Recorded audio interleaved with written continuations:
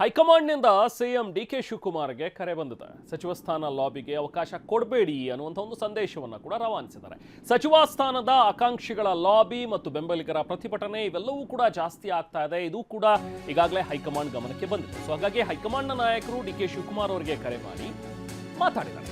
ಸಚಿವ ಸ್ಥಾನ ಲಾಬಿಗೆ ಅವಕಾಶ ಕೊಡಬೇಡಿ ಅನ್ನುವಂಥ ಒಂದು ಸಂದೇಶವನ್ನು ರವಾನಿಸಿದ್ದಾರೆ. ಸಚಿವ ಸ್ಥಾನದ ಆಕಾಂಕ್ಷಿಗಳ ಲಾಬಿ ಮತ್ತು ಬೆಂಬಲಿಗರ ಪ್ರತಿಭಟನೆ ಜಾಸ್ತಿ ಆಗ್ತಾ ಇದೆ. ವಿವಿಧ ಒತ್ತಡದ ಪ್ರಯತ್ನಗಳಿಗೆ ಕಡಿವಾಣ ಹಾಕಿ ಅದಕ್ಕೊಂದು ಫಾರ್ಮುಲಾ ರೂಪಿಸಿ ಅನ್ನುವಂಥದ್ರ ಬಗ್ಗೆ ಕರೆ ನೀಡ್ತಾರೆ. ಸಚಿವ ಸ್ಥಾನಕ್ಕಾಗಿ ಯಾವುದೇ ರೀತಿಯ ಲಾಬಿಯನ್ನು ಸಹಿಸೋದಿಲ್ಲ ಅಂತ ಹೇಳಿ ಡಿಕೆಗೆ ಕರೆ ಮಾಡೋ ಮೂಲಕ ಹೈಕಮಾಂಡ್ ಒಂದು ಸಂದೇಶವನ್ನು ಕೊಟ್ಟಿದೆ. ಸಚಿವಾಕಾಂಕ್ಷಿಗಳಿಗೆ ಎಚ್ಚರಿಕೆ ನೀಡಿದೆ ಕಾಂಗ್ರೆಸ್ನ ಹೈಕಮಾಂಡ್.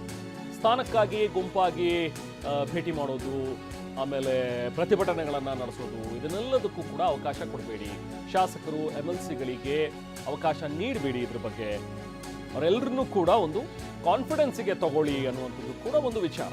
ಅಂದರೆ ಬರೀ ಕಡಿವಾಣವನ್ನು ಹಾಕೋದಷ್ಟೇ ಅಲ್ಲ, ಎಲ್ಲರೂ ಒಗ್ಗಟ್ಟಾಗಿರಬೇಕು, ಪಕ್ಷದ ಜೊತೆಯಲ್ಲಿರಬೇಕು. ಎಲ್ರಿಗೂ ಸಚಿವ ಸ್ಥಾನ ಕೊಡೋದಕ್ಕಾಗೋದಿಲ್ಲ ಅನ್ನುವಂಥದ್ದು ಎಲ್ಲರೂ ಗಮನಕ್ಕೂ ಬರಬೇಕು. ಅದು ಮನವರಿಕೆ ಆಗಬೇಕು. ಆ ಕೆಲಸ ಡಿಕೆ ಶಿವಕುಮಾರ್ರಿಂದ ಆಗಬೇಕು ಅನ್ನುವಂಥದ್ದು ಈಗ ಹೈಕಮಾಂಡ್ ಕೊಟ್ಟಿರುವಂಥ ಟಾಸ್ಕ್. ಈಗ ಡಿಕೆ ಶಿವಕುಮಾರ್ ಅವರು CM ಆಗಿ ಆಯ್ಕೆಯಾದ ದಿನದಿಂದಲೂ ಕೂಡ ಈ ಟಾಸ್ಕ್ ಅನ್ನು ಎದುರಿಸ್ತಾನೆ ಬರ್ತಾ ಇದ್ದಾರೆ. ಸಂಪುಟ ವಿಸ್ತರಣೆ ಕುರಿತು ಸೂಕ್ತ ಸಮಯದಲ್ಲಿ ನಿರ್ಧಾರ ಆಗತ್ತೆ. CM ಡಿಕೆ ಶಿವಕುಮಾರ್ಗೆ ಹೈಕಮಾಂಡ್ ಈ ವಿಚಾರವನ್ನು ಹೇಳಿದೆ. ಸಚಿವ ಸ್ಥಾನಕ್ಕಾಗಿ ನಡೆಯುವಂತಹ ಯಾವುದೇ ರೀತಿಯ ಲಾಬಿ, ಒತ್ತಡದ ರಾಜಕೀಯ, ಇದಕ್ಕೆ ಯಾವುದಕ್ಕೂ ಕೂಡ ಸೊಪ್ಪು ಹಾಕ್ಬಿಡಿ ಅಂತ ಹೇಳಿದ್ದಾರೆ. ಸಂಪುಟ ವಿಸ್ತರಣೆ ಕುರಿತು ಸೂಕ್ತ ಸಮಯದಲ್ಲಿ ನಿರ್ಧಾರ ಮಾಡ್ತೀವಿ, ಅಲ್ಲಿವರೆಗೂ ಕೂಡ ಎಲ್ಲರೂ ಸುಮ್ಮನಿರಬೇಕು, ಯಾವುದೇ ರೀತಿಯಾದಂತಹ ಲಾಬಿ ಒತ್ತಡಗಳನ್ನು ಮಾಡಬಾರದು ಅನ್ನುವಂಥ ಒಂದು ಸಂದೇಶವನ್ನು ಕೂಡ ಈ ಮೂಲಕ ನೀಡಿದೆ. ನಾವು ಪ್ರತಿನಿಧಿ ಪ್ರಮೋದ್ ನಮ್ಮ ಜೊತೆಗೆ ಸಂಪರ್ಕದಲ್ಲಿದ್ದಾರೆ, ಮಾತಾಡೋಣ.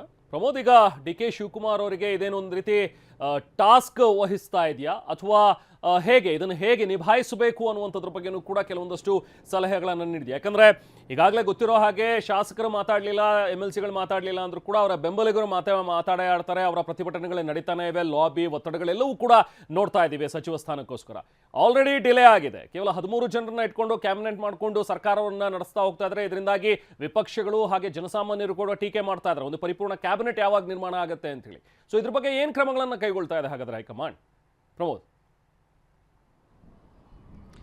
ರೆಮಾನ್, ಇದು ಸಂಪುಟ ವಿಸ್ತರಣೆ ವಿಚಾರವಾಗಿ ಎಲ್ಲ, ಬಟ್ ಬದಲಾಗಿ ಅನೇಕ ಸಚಿವರು, ಇನ್ಫ್ಯಾಕ್ಟ್ ಸಚಿವಾಕಾಂಕ್ಷಿಗಳು ಜೊತೆಗೆ ಶಾಸಕರು MLCಗಳು ಮಾಡ್ತಾ ಇರುವಂಥ ಸರ್ಕಸ್ ವಿಚಾರಕ್ಕೆ ಸ್ವಲ್ಪ ಹೈಕಮಾಂಡ್ ಕೂಡ ಬೇಸರವನ್ನು ವ್ಯಕ್ತಪಡಿಸ್ತಾ ಇದೆ, ಸಿಟ್ಟಾಗಿದೆ ಅಂತ ಹೇಳಿದ್ರೆ ತಪ್ಪಾಗಲ್ಲ. ಕಾರಣ ಇಷ್ಟೇ, ಪ್ರತಿನಿತ್ಯವೂ ಕೂಡ ನಾವು ನೋಡ್ತಾ ಇದ್ವಿ, ಶಾಸಕರು ಸಹಜವಾಗಿ ಸಚಿವ ಸ್ಥಾನವನ್ನು ಕೇಳೋದು ತಪ್ಪಲ್ಲ. ಅವರಿಗೆ ಅವ್ರದ್ದೇ ಆದಂಥ ಹಕ್ಕಿರುತ್ತೆ, ಆಸೆಗಳಿರುತ್ತೆ, ಜೊತೆಗೆ ನಿರೀಕ್ಷೆಗಳು ಇರುತ್ತೆ, ಕೇಳ್ಬೋದು. ಆದರೆ ಇತ್ತೀಚಿನ ದಿನಗಳಲ್ಲಿ ನಾಯಕರ ಮನೆ ಮುಂದೆ ಹೋಗಿ ಪ್ರತಿಭಟನೆ ಮಾಡುವಂಥದ್ದು, ಪಾದಯಾತ್ರೆ ಮಾಡ್ತಾ ಇರುವಂಥದ್ದು, KPCC ಕಚೇರಿಗೆ ಬರುವಂಥದ್ದು, ಅಥವಾ ದೆಹಲಿ ನಾಯಕರ ಹತ್ರ ಹೋಗಿ ಮಾತುಕತೆ ಮಾಡುವಂಥದ್ದು, ದೆಹಲಿಗೆ ನಿಯೋಗವನ್ನು ಕೊಂಡೊಯ್ಯೋದು, ಹೈಕಮಾಂಡ್ ನಾಯಕರ ಮುಂದೆ ಜನಗಳನ್ನು, ಬೆಂಬಲಿಗರನ್ನು ಕರ್ಕೊಂಡೋಗಿ ಅಲ್ಲಿ ಒತ್ತಡವನ್ನು ಹಾಕುವಂಥದ್ದು, ಜೊತೆಗೆ ಬ್ಯಾನರು ಬಂಟಿಂಗ್ಗಳ ಮೂಲಕ ಅದರ ಜೊತೆಗೆ ವಿಧಾನಸೌಧದ ಮುಂದೆ ಬಂದು ಅಲ್ಲಿ ನಾಯಕರನ್ನು ಅಡ್ಡಗಟ್ಟಿ ಅವ್ರ ಮೇಲೆ ಒತ್ತಡ ಹಾಕುವಂಥದ್ದು, ಇಂಥ ಒಂದು ಘಟನೆಗಳು ಇತ್ತೀಚಿನ ದಿನಗಳಲ್ಲಿ ಸಾಕಷ್ಟು ದೊಡ್ಡ ಪ್ರಮಾಣದಲ್ಲಿ ನಡೀತಾ ಇದೆ. ಒಂದು ಕಡೆಗೆ ಶಾಸಕರು ನೇರವಾಗಿ ಈ ಥರ ಒತ್ತಡವನ್ನು ಹಾಕ್ತಾ ಇದ್ದಾರೆ. ಈಗ MLCಗಳು ಕೂಡ ತಾವು ಯಾವುದೇ ರೀತಿಯಲ್ಲೂ ಕೂಡ ಹಿಂದೆ ಬಿದ್ದಿಲ್ಲ ಅನ್ನುವಂಥ ರೀತಿಯಲ್ಲಿ ಬೇರೆ ಬೇರೆ ರೀತಿಯ ನಿಯೋಗಗಳನ್ನು, ಬೇರೆ ಬೇರೆ ರೀತಿಯ ಬೆಂಬಲಿಗರನ್ನು ಕರ್ಕೊಂಡೋಗಿ ನಾಯಕರ ಮೇಲೆ ಒತ್ತಡವನ್ನು ನಿರಂತರವಾಗಿ ಹಾಕ್ತಾ ಇದ್ದಾರೆ. ಒಂದು ಕಡೆಗೆ ಹೈಕಮಾಂಡ್ ನಾಯಕರು ಕೂಡ ಸಾಕಷ್ಟು ಚರ್ಚೆಯಲ್ಲಿ ಇದ್ದಾರೆ. ಅಂದರೆ ಈ ಸಂಪುಟ ವಿಸ್ತರಣೆ ಯಾವ ಪ್ರಕಾರದಲ್ಲಿ ಮಾಡಬೇಕು ಅನ್ನುವಂಥ ದೃಷ್ಟಿಯಲ್ಲಿದ್ದಾರೆ. ಯಾಕೆಂದರೆ 2ನೇ ಹಂತದ ಸಂಪುಟ ವಿಸ್ತರಣೆ ಈ ಬಾರಿಯ ಮೊದಲ ಬಾರಿಯ ವಿಸ್ತರಣೆಗಿಂತ ಅಥವಾ ಮೊದಲ ಬಾರಿಯ ರಚನೆಗಿಂತ ಹೊಸದಾಗಿ ಭಿನ್ನವಾಗಿರುತ್ತೆ ಅಂತ ಹೇಳಲಾಗ್ತಾ ಇದೆ. ಯುವಕರಿಗೆ ಹೆಚ್ಚು ಆದ್ಯತೆಯನ್ನು ನೀಡಲಾಗುತ್ತೆ ಅನ್ನುವಂಥ ಮಾಹಿತಿ ಕೂಡ ಲಭ್ಯವಾಗ್ತದೆ. ಜೊತೆಗೆ ರಾಹುಲ್ ಗಾಂಧಿ ಅವರು ದೇಶದಲ್ಲಿಲ್ಲ, ಅವರು ವಿದೇಶ ಪ್ರವಾಸದಲ್ಲಿದ್ದಾರೆ. ಅವರು ಬಂದ ಬಳಿಕ ಇದೆಲ್ಲವೂ ಕೂಡ ಪ್ರಕ್ರಿಯೆ ಆರಂಭವಾಗುತ್ತೆ, ಸಂಪುಟ ವಿಸ್ತರಣೆ ಪ್ರಕ್ರಿಯೆ ಆರಂಭವಾಗುತ್ತೆ. ಇದರ ನಡುವೆ ಎಲ್ಲ ನಾಯಕರು ಬಂದು ಒತ್ತಡ ಆಗ್ತಾ ಇರುವಂಥದ್ದು, ಶಾಸಕರು ದೂರವಾಣಿ ಮೂಲಕ ಬೆಂಬಲಿಗರನ್ನು ಕರ್ಕೊಂಡ್ಬಂದು ವಿಧಾನಸೌಧದ ಮುಂದೆ, KPCC ಕಚೇರಿ ಮುಂದೆ, ಶಾಸಕರ ಅಥವಾ ನಾಯಕರ ಮನೆ ಮುಂದೆ, ಸಚಿವರ ಮನೆ ಮುಂದೆ, ಹೇಗೆ ಪ್ರತ್ಯಕ್ಷವಾಗಿ ಪರೋಕ್ಷವಾಗಿ ಪ್ರತಿನಿತ್ಯ ಅದೇ ಹೈಡ್ರಾಮಾ ಆಗ್ತಾ ಇದೆ.